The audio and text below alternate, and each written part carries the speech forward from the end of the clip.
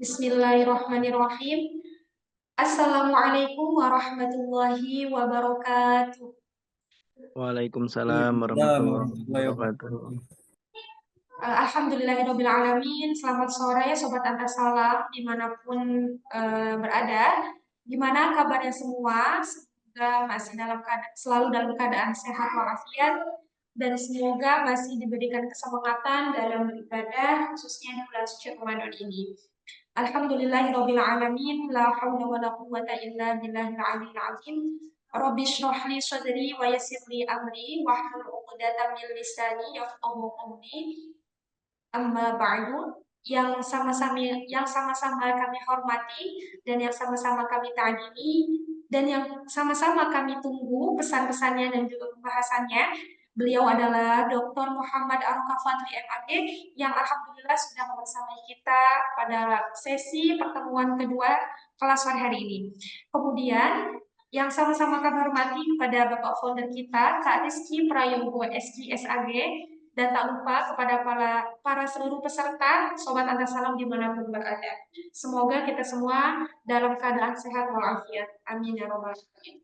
Pertama-tama, marilah kita panjatkan puja dan puji syukur kehadirat Allah Subhanahu wa Ta'ala yang mana telah melimpahkan rahmatnya, yang alhamdulillah kita semua masih sama-sama diberikan kesempatan untuk belajar bersama, untuk bertatap muka, untuk bersama-sama mendiskusikan tema pada kelas sore hari ini, yang yaitu tentang kisah dalam Al-Quran, mencari hikmah dari kisah Nabi Musa dan Fir'aun.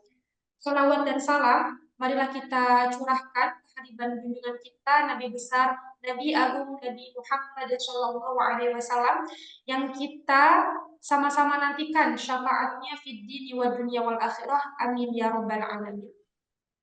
Kiranya teman-teman di sini para peserta baru. Nah, tak kenal maka tak sayang, izinkan saya membacakan CV beliau. Beliau adalah Dr. Muhammad Arokah Fadli MAG, alamat Kampung Jawa, Desa Cibogo Hilir, Kecamatan Pleret, Kabupaten Purwakarta. Nah, untuk pendidikan formalnya, beliau lulusan S1 Institut PTIC Jakarta, S2 dan S3-nya di UIN Sunan Gunung Jati, Bandung. Kegiatan akademik saat ini, beliau adalah dosen prodi ilmu Al-Quran dan Tafsir di STAI Al-Muhajirin Purwakarta. Beliau juga aktif menulis dan juga aktif sebagai presenter di beberapa seremoni yang lainnya. Baik, sebelum memasuki inti acara, saya izin menginformasikan terlebih dahulu kepada para peserta untuk mematikan atau menonaktifkan mikrofonnya agar nanti pembahasannya bisa lebih fokus untuk mendengarkan bersama. Untuk itu, saya ingin menyapa narasumbernya terlebih dahulu. Assalamualaikum, Dokter. Waalaikumsalam warahmatullahi wabarakatuh. Masih di Banten apa sudah ini? Masih di daerah Yo. Aman ya berarti sinyalnya ya? Aman. Untuk saat ini aman. Masya Ya, mudah-mudahan sampai acara selesai sinyal masih aman terkendali. Amin, amin ya. Baik, terima kasih untuk sapaannya. Mungkin saya izin memanggil Kak Rizky Prayogo itu. Mungkin Kak Rizky, kepada Kak Rizky apabila ada yang ingin disampaikan.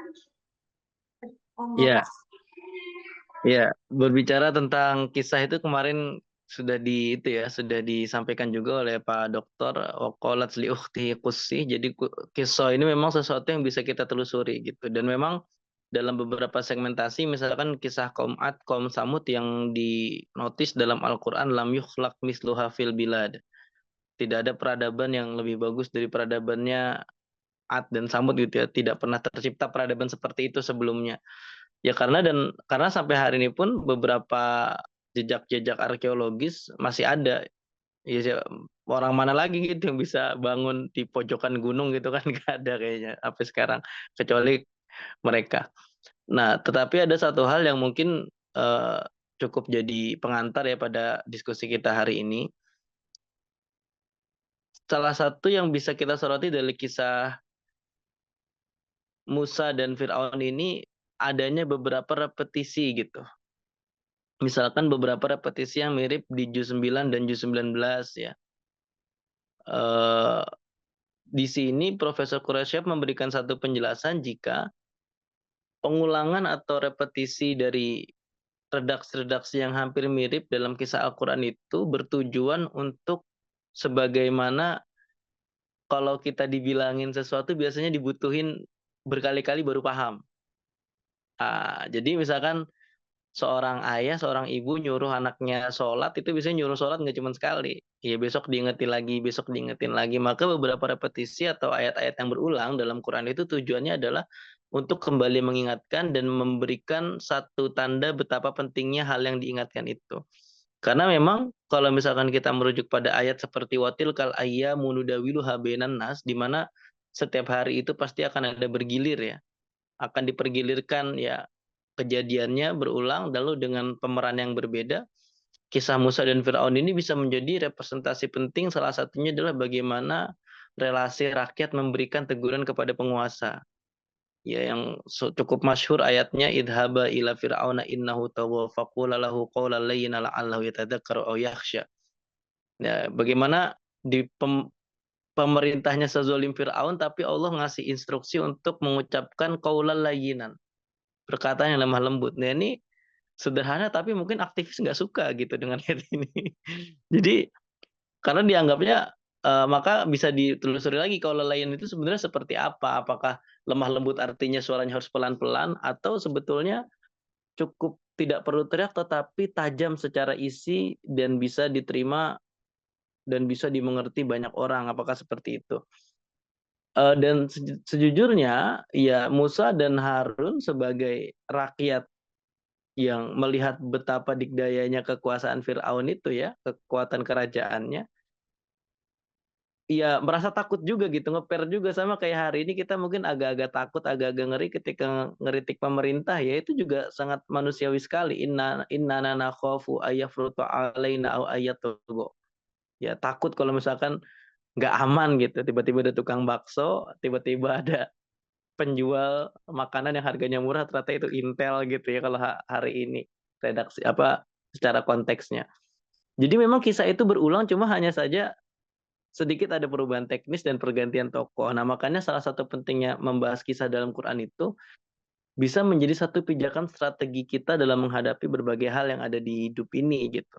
Karena beberapa kasus memang tidak berubah terlalu jauh. Ya, kira-kira seperti itu sebagai pengantar. Selebihnya nanti bisa diterangkan secara gamblang oleh dokter muda ini luar biasa.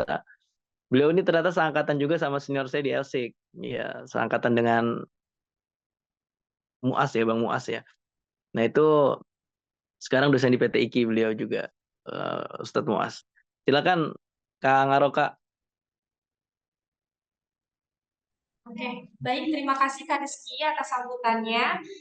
Untuk itu, teman-teman, mungkin langsung saja ya, mari kita simak bersama apa sih hikmah dalam Al-Quran, kisah Nabi Musa dan Firaun itu. Langsung saja kepada yang terhormat Bapak Dr. Muhammad Al-Fatih MAG, waktu dan tempat kami persilakan. Oke, baik, terima kasih. Assalamualaikum warahmatullahi wabarakatuh. Eh, Tadi sudah beberapa hal dinotis oleh Bang Rizky gitu ya. Saya juga termasuk alumni PT IKI, cuman ya semua orang tahu lah kalau alumni institut berarti alumni angkatan tua gitu kan. Kalau alumni universitas berarti sudah angkatan sini-sini. Jadi ya termasuk yang kebagian institutnya, belum universitas. Baik, bisa ditampilkan. Iya, Farhan di share screen ya. Oke, kisah Nabi Musa sama Fir'aun ini termasuk kisah yang paling unik menurut saya dalam Al-Quran. Gitu. Pertama, eh, awalnya eh, saya mencari beberapa referensi kisah, apakah ada para nabi yang diceritakan dalam Al-Quran berhasil mendakwahi pemimpin atau penguasa. Gitu. Eh, Ternyata rata-rata itu tidak ada. Termasuk sebetulnya kisah Nabi Musa dengan Fir'aun ini. Nabi Musa itu tidak berhasil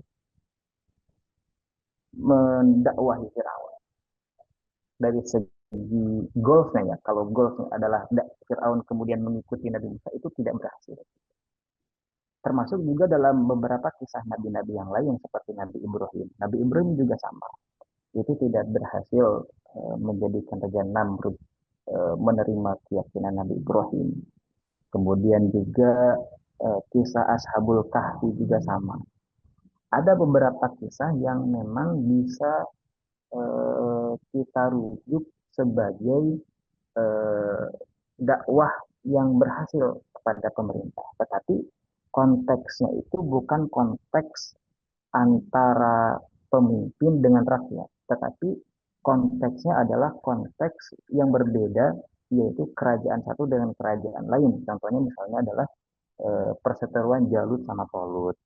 Kemudian Nabi Sulaiman dengan Ratu Balqis itu bisa mendakwahi mereka, tetapi konteksnya mereka berbeda kerajaan. Ada juga yang konteksnya itu masuk ke dalam pemerintahan, yaitu seperti Nabi Yusuf alaihissalam yang masuk ke dalam pemerintahan.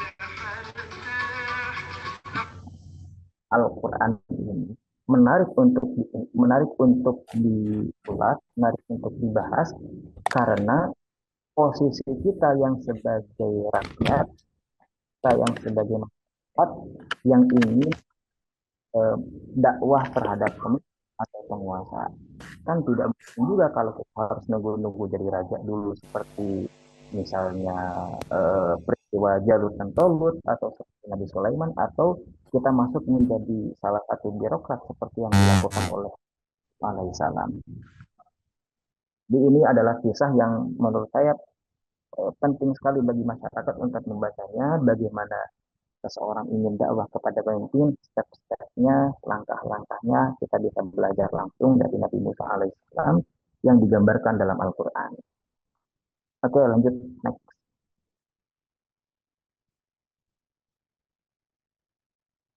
Ya, ini kita sudah bahas sebelumnya bahwa ada 1.600 ayat membahas tentang kisah para nabi, rasul, dan lain-lain. Nah, sementara ayat yang berbicara fokus tentang Nabi Musa dengan Firaun itu ada 296 ayat.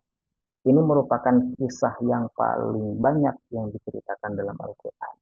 Bahkan kalau kita menelusuri kata Musa alaihissalam saja, kata Musa itu adalah tokoh yang paling sering disebutkan dalam Al-Quran. Nama Nabi Musa disebut dalam Al-Quran ada sekitar 118 kali. Ini merupakan yang paling banyak di antara para nabi. Kita mungkin sering ketika kita baca Quran menemukan kata Ibrahim, kemudian nama Nabi Isa, nama Nabi Nuh. Tapi nama-nama Nabi Ibrahim itu hanya disebut 63 kali. Sementara Nabi Nuh itu 33 kali, Nabi Isa 25 kali. Bahkan Nabi kita, Nabi Muhammad SAW, disebutkan secara literal kata Muhammad dalam Al-Quran hanya 4 kali saja. Ini menunjukkan bahwa kisah Nabi Musa dengan Fir'aun yang sering disebut berulang-ulang kali, kata Musa disebut 118, sementara Fir'aun juga itu melebihi jumlah kata yang disebutkan dengan Nabi Ibrahim yang 63, sementara Fir'aun ada 67.